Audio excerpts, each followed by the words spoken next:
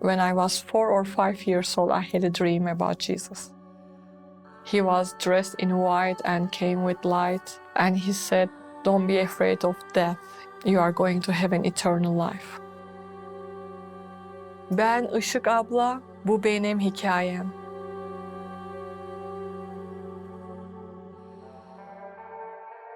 I had a very sad childhood.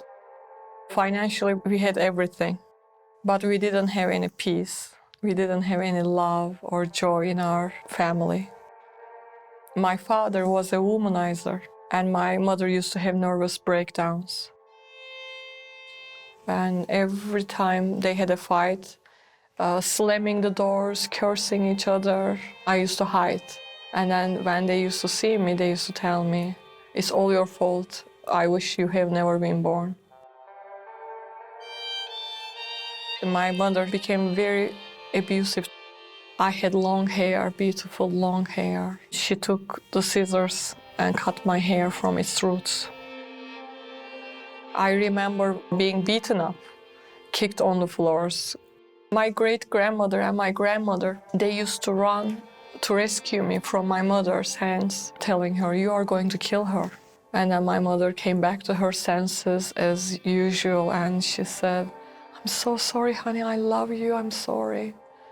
And that was the only time she would tell me she loved me. 5 to age 7 years old. We had a family, relatives that we have been visiting. They had a son, and he was a lot older than me. I was molested by him. Years later, I told this to my mother, and my mother said they knew all about it. And I said, "If you knew about it, why you didn't do anything about it?" And she said, "We thought you like it." I hated her. I hated my mom. I hated my father. I believed I was stupid. I believed I was ugly. I felt very filthy, and I felt like it was my fault. I studied a lot. I read everything I could find. I started learning Quran from my great-grandmother and tried to learn and be a good Muslim. So I thought it was fascinating that there was a being who created me, and if I knew him and if I find him, he could change my misery. I knew that I needed a miracle, but I had no relationship with my God. And no matter how hard I tried, I fasted since I was 7 years old. I prayed 5 times a day. I never heard back from him. So I came to a conclusion, there was God, there was a creator, but he was mean and hateful and always angry. I met this guy at college. I was studying Islamic literature. He was a fanatical Muslim. And I thought we were a good match. I really believed he loved me. I wanted to escape from home. We got married. I remember the first night that I was away from home. I thank Allah for not being there anymore. But another type of abuse started. He started beating me up all the time, every other day. He used to kick me, spit on me, slap me in public, pull my hair. It was acceptable for me because it was in the Quran.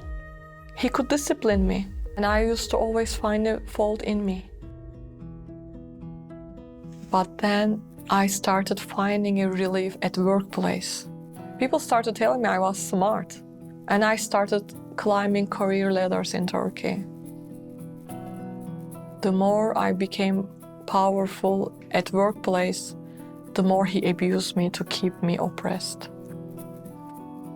I decided I'm going to leave. I wanted freedom. I dreamed freedom. American consulate gave me a visa for 10 years. And I bought a ticket, one-way ticket. I got my divorce degree Friday, and I graduated from my post-studies in business administration Saturday, and I fled to America on Sunday. But it didn't change. It doesn't matter. Wherever you go, you take you with you.